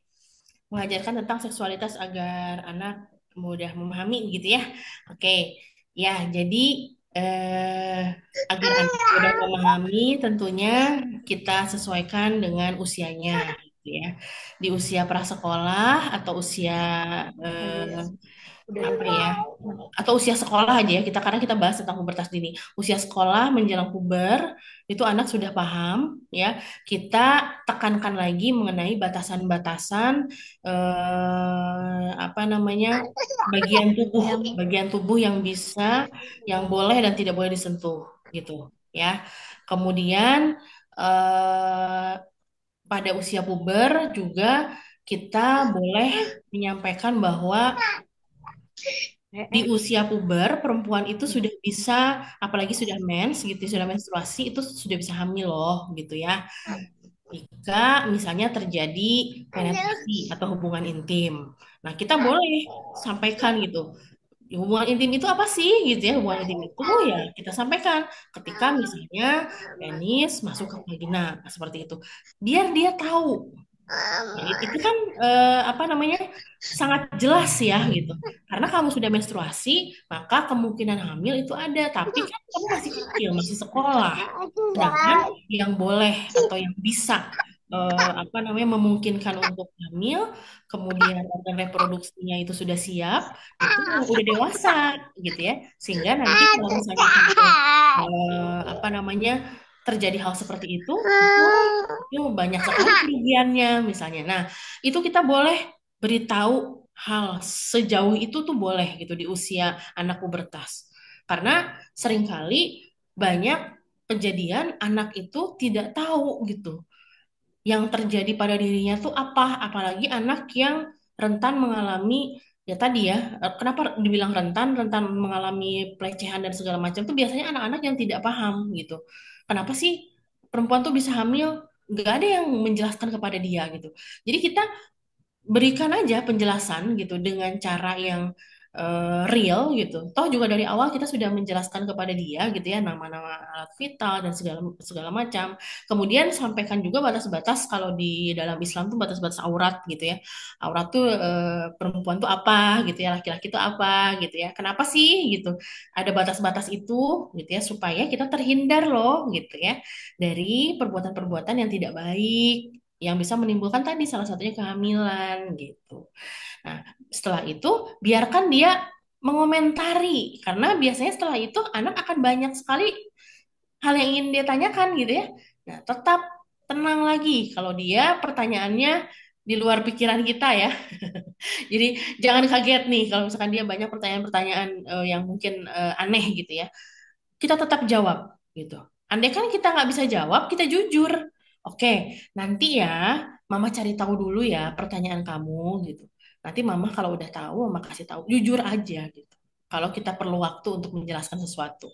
Yang penting kita menjelaskan ya dengan terbuka supaya anak aman dan nyaman berkomunikasi dengan kita tentang seksualitas. Begitu.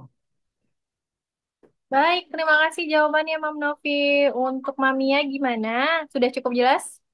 Udah jelas, terima kasih untuk penjelasannya. Nah, sama-sama Mamia. Baik, kita lanjut ya ke pertanyaan kedua dari Mam Ani. Gimana kalau kondisi tempat tinggalnya hanya cuma kontrakan yang bukan seperti rumah yang memiliki beberapa kamar? Jadi tidur masih barengan, sedangkan ada anak usia 8 tahun. Baik, Mam Novi, boleh silahkan dijawab. Oke, iya betul. Akan ada kondisi-kondisi yang memang tidak bisa kita kendalikan ya, gitu. Karena tidak semua ada pada kondisi yang sama. Ya sama seperti tadi, apalagi di usia 8 tahun, anak itu bukan lagi udah bisa pura-pura tidur gitu ya, tapi ya selain dia bisa pura-pura tidur, dia juga sudah paham mungkin gitu ya, apa yang terjadi dan segala macam. Nah itu kembali lagi kepada orang tua ya. Jadi orang tua diupayakan untuk tidak apa namanya melakukan hubungan intim di saat ada anak walaupun anak sedang tidur gitu ya. Ya walaupun tidak ada kamar seperti rumah, tapi kan maksudnya ada ruangan yang lain gitu ya. Sehingga intinya jangan dalam ruangan yang sama ketika anak itu sudah menginjak 5 tahun ke atas karena resikonya itu sudah besar ya seperti itu. Baik, terima kasih Mam Novi penjelasannya untuk Mam Nani. Mungkin bisa on cam? Sudah cukup jelas kah jawaban dari Mam Novi?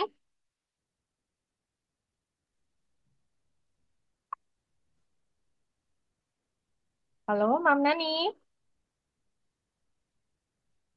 Oh, mungkin sudah cukup jelas ya. Baik, kalau gitu nggak terasa nih, sudah sampai di penghujung Kulwap Interaktif via Zoom. Aku mau mengucapkan terima kasih banyak untuk Mam Novi yang udah Sama-sama, memberikan Mbak. ilmunya yang luar biasa banget bermanfaat di pada hari ini. Terima kasih juga untuk Mam semua yang sudah berpartisipasi di Zoominar siang hari ini. Dan sebelum ditutup nih, Mam Novi mungkin boleh sedikit nih untuk closing statement buat para Mam semuanya. Silakan Mam Novi. Oke, untuk para mam semuanya, sebelumnya saya ucapkan terima kasih banyak ya sudah join di live Kulwab Zoom pada sore hari ini gitu ya. Ini adalah mams terpilih yang sama-sama belajar gitu ya tentang edukasi yang sangat penting tentang pubertas dini. Yang jelas, apapun situasinya, apapun keadaannya gitu ya.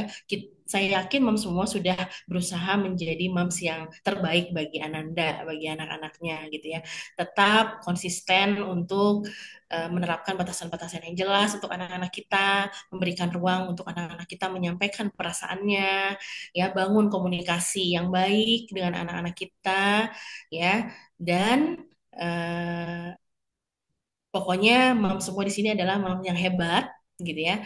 Semuanya adalah ibu yang berharga, ibu yang baik, gitu ya. Karena kadang-kala gini, seringkali kita berpikir bahwa saya ini adalah ibu yang gagal, gitu ya. Saya ini adalah ibu yang belum sempurna. Karena apa? Anak itu tidak perlu ibu yang sempurna. Tapi anak itu perlu ibu yang bahagia gitu ya. Nah, jadi mam semua harus berbahagia nih ya. Apalagi yang anak-anaknya sudah masuk ke usia puber ya. Mudah-mudahan dimudahkan ya. Usaha-usahanya mudah-mudahan dimudahkan jalannya untuk membersamai Ananda semua. Terima kasih. Selamat sore Mbak Presi dan juga mam semua ya. Baik, terima kasih Mam Novi. Nah, sekarang aku mau info nih hal yang ditunggu-tunggu, yaitu cara menjadi pemenang LCP Lovers of the Month yang akan membawa pulang hadiah menarik dari Lotte Chocopai. Caranya gampang banget ya, Mams. Dapat memberikan kesan dan pesan setelah mengikuti Cool Wap interaktif via Zoom hari ini dengan posting di IG Story menggunakan template yang nanti aku share di dalam grup eksklusif, lalu upload bukti posting Mams ke link yang aku kirimkan juga di grup nantinya. Setiap bulannya akan ada 5 moms yang beruntung yang akan menjadi LCP Lovers of the Month. Jadi jangan bosan-bosan ikutan Cool Wap LCP Lovers ya, Mam. Jangan lupa posting dan mengisi kuesionernya, ditunggu sampai tanggal 2 Desember 2024 pukul 10 waktu Indonesia Barat. Nah, sebelum aku tutup Cool Wap hari ini, kita foto dulu ya, Mams, karena kurang afdol nih kalau nggak ada sesi foto-fotonya. Buat Mams semuanya, dimohon untuk on cam.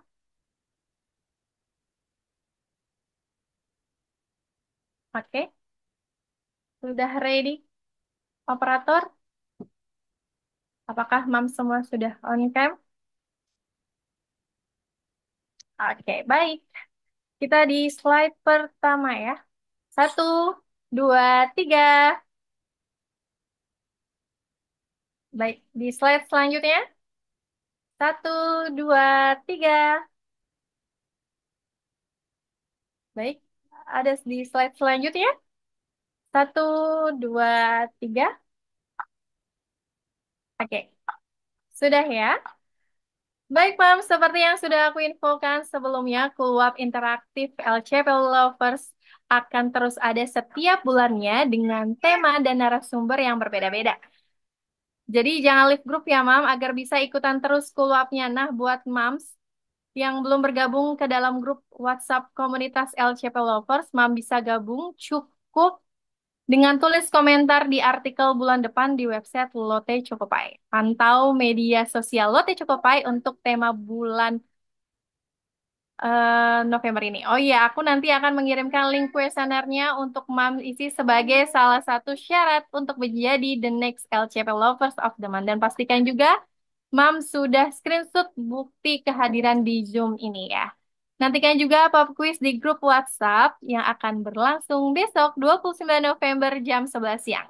Selama tidak ada kuap, Mam boleh bebas berdiskusi di grup namun masih mematuhi rules LCP Lovers WhatsApp Community yang aku kirimkan di grup ya, Mam. Terima kasih banyak atas perhatian dan antusiasmenya ya, Mam. Aku Eci, pamit dulu. Wassalamualaikum warahmatullahi wabarakatuh. Sampai jumpa. Yeay, Lotte Chocopai, makasih, Mam. Lembutnya cake rasa vanila, kenyalnya marshmallow, berbalut coklat premium.